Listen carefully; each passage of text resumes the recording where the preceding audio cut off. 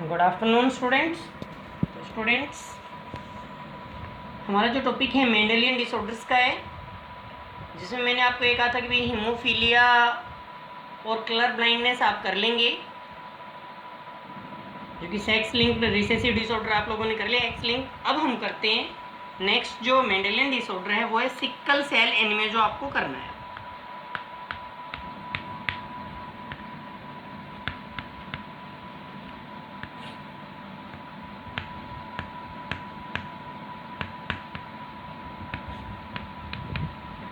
आपको sickle cell anaemia के बारे में करना है।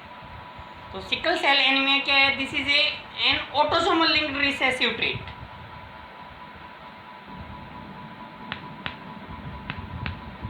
This is a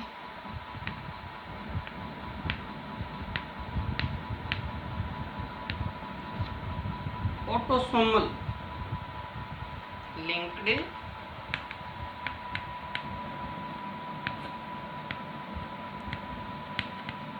recessive disease. वो सिंपल सी है, ऑटोसोमल लिंक्ड है, ये रिसेसिव डिसऑर्डर है। अब इस डिजीज में होता क्या है, पहले आप वो देखिए कि इस डिजीज के अंदर this defect is caused by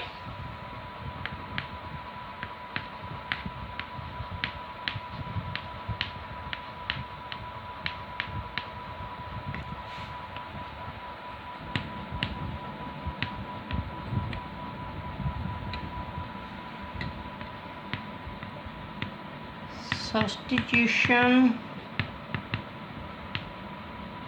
of glutamic acid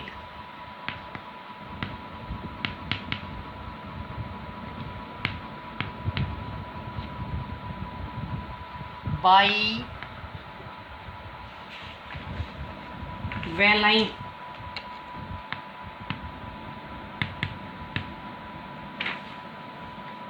at the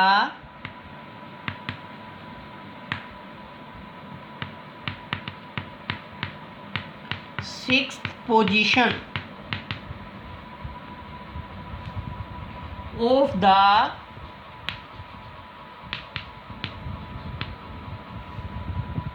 beta globin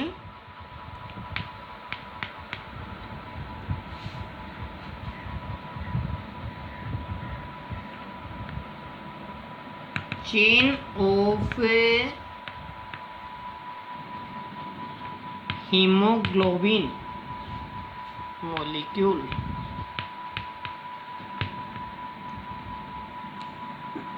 अब इसमें ये किसकी वजह से होता है, एक बार आपको ये भी याद रखना है। जो बीटा ग्लोबिन चेन होती है, उसका एक जीन होता है जिसका जो सिक्स्थ कोडोन होता है। ये जो कोडोन है, हम हमारे नेक्स्ट चैप्टर में कोडोन्स के बारे में स्टडी भी करेंगे। 3 बेस मिलके ना एक अमीनो एसिड के लिए कोड करते हैं, उनको कोडोन कहा जाता है। तो उसमें जैसे जो सिक्स्थ पोजीशन पे बीटा ग्लोबिन चेन पे कोडोन होता है GAG, यहाँ पे ये रिप्लेस हो जाता है इसमें एक सिंगल बेस और GUG।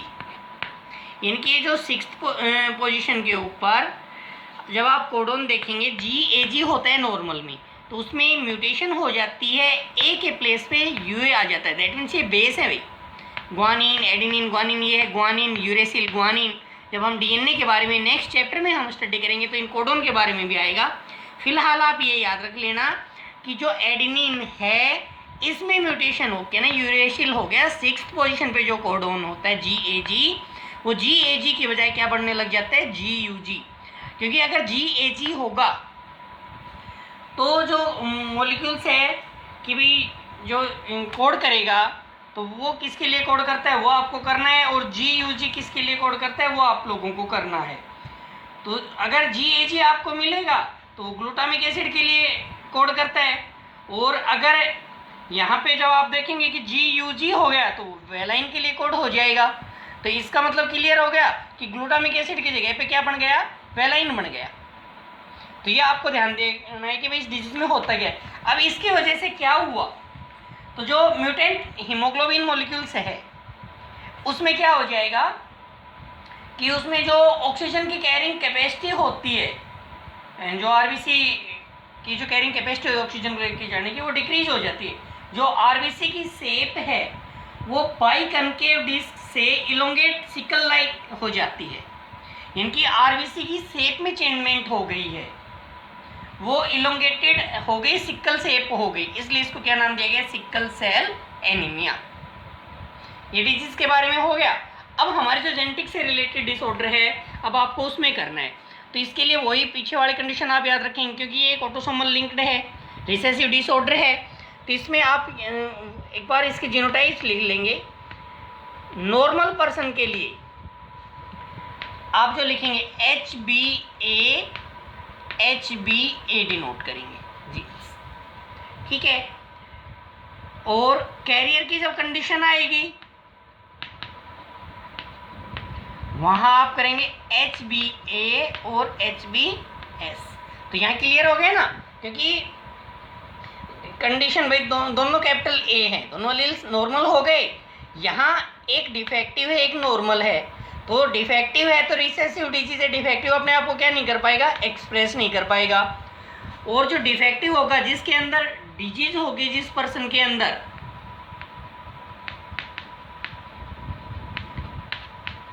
डिजीज वाले के लिए आप क्या करेंगे, HbS और HbS, ऐसे आपको याद रखना, क्योंकि इस बेस पे जब आपको कोई न्यूमेरिकल दिया हुआ मिलेगा तो उस कंडीशन में आप आराम से कंप्लीट कर सकते हैं। अगर दोनों कपल्स नॉर्मल दिए हुए हैं तो आप ये लिख के ना के शो करें, किसी को डिजीज नहीं आएगी। अगर कपल्स में एक के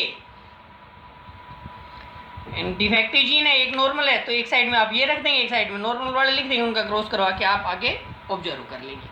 डिफेक्टिव डिजीज होगी तो उसके अंदर ये दोनों ही रिसेसिव हैं, तो दोनों ही जीन्स प्रेजेंट होंगे तो ये अपने आप को ये एक्सप्रेस कर पाएंगे। तो इस टाइप से आपको इसके भी न्यूमेरिकल सोल्व करने हैं।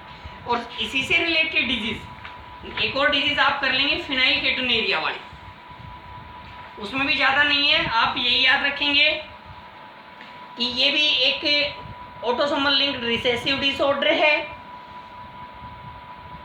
और इसमें भी जो आप याद रखेंगे वो यही कि इसके अंदर जो फिनाइल केटोनेरिया की बात हम कर रहे हैं, जो इफेक्टेड इंडिविजुअल्स होंगे उनमें एक एंजाइम नहीं होता जो अमीनो एसिड को कन्वर्ट्स करता है, जो अमीनो एसिड फिनाइल एलिनिन है इसको टायरोसिन में कन्वर्ट करता है एक एंजाइम।